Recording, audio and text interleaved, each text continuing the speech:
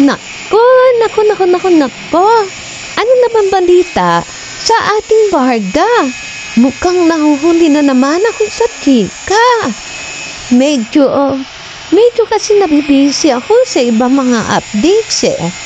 Kumusta naman ang ating mga Barda? Pero kahit na ganon, updated pa rin naman ako sa kanilang mga commercial. Katulad ngayon, di ba may commercial sila? O pagkatapos naman ng update, miss ko ng Barda sa totoo lang. Sobrang miss ko na sila. Lalo na si Barbie ha. Simula nung nakita ko si Barbie, talagang grabe. Ang paghanga ko sa kanya. Ang ganda naman niya kasi. At saka, wait lang, lumatambal yung sipon ko. At saka talaga napakabait niya sa kanyang mga fans, diba? Ang bait niya. Nang mapagbigay siya, lahat hiningka niya, lahat kinakawayan niya, ganun dapat ang gusto, diba? Yung binibigyan niya lagi ng pansin ng mga fans, pinagmamahal sa kanya.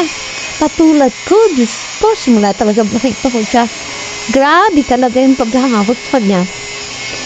Hindi na talaga maalis. Sabagay ng bata pa yan, hinahangaan ko na talaga. Tapos, mas lumalan ang ngayon. Ngayon na nag-Barda na, mas lumana, grabe. Diba? Nakakano sila eh. Nakabaling sila. Bagay na bagay kasi. Pero, ano pa naman itong nababalitaan ko? Tungkol kay ano ba yun? Doon sa mga crush niya, diba? May nababalitaan kasi ako yung mga nababasa ko. Sana naman hindi totoo, no? Aminin niya na kasi na si Barbie talaga yung crush niya. Yung totoong nandito sa puso niya. Aminin na niya. Diba? Parehas naman sila single eh. Sige na naman, David, aminin mo na.